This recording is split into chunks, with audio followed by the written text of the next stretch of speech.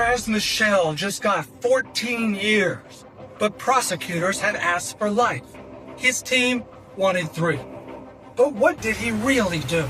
And is 14 years fair? This is Christopher Winchell with CrimesDigest. Let's get right into it. Pras Michel didn't start in a courtroom. He started on stage as a founding member of the Fugees, the group behind one of the most successful hip-hop albums of the 1990s. That fame gave him access to powerful rooms that most people never see, and it eventually pulled him into a very different world, one of politics, money, and influence. That access brought him into the orbit of Jolo, the Malaysian financier accused of stealing billions of his own country's sovereign wealth fund. According to prosecutors, Lowe sent more than $100 million to Michel over several years, and roughly $21 million of that was secretly funneled into the 2012 presidential campaign of Barack Obama. This was not supposed to be foreign money, but it was. And in April of 2023, a federal jury in Washington, D.C. found Pras Michel guilty on 10 counts.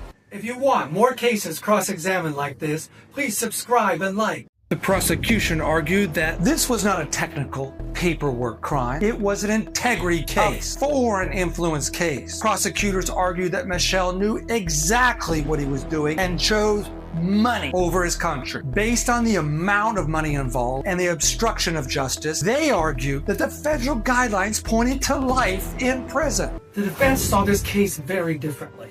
Let's get logical here. Michel was not a mastermind. He was not a policymaker. He was not in control of the government.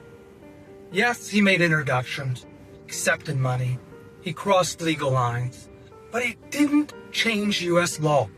He did not direct policy, and he didn't hold power over anyone in office. Yes, this case is corruption, but it's not treason. For these reasons, the defense asked for 3 years. So let's get right into the cross-examination. Point 1, scale versus harm. Yes, the numbers are massive, but where is the specific U.S. policy that changed at Jolo's direction? To date, the prosecution has not provided any. Point 2, this is not treason. This isn't treason. Treason involves war or enemies of the state. Yes, corruption, but it's an entirely different legal category. Point 3, access, not power. Access does not equal authority. He could get into those rooms, but he did not run those rooms.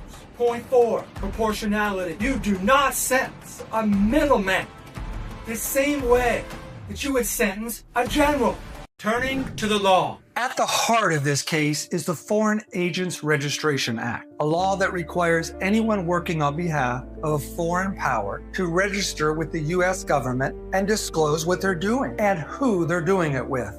Michel didn't. When it came time to sentence him, the court considered the federal sentencing guidelines, which take into account money, role, and obstruction of justice. When prosecutors stacked those factors together, the math pointed to life. But here's the key. The guidelines are advisory, not mandatory. The judge is allowed to impose a sentence that is reasonable and sufficient, but not greater than necessary. And that brings us to my ruling.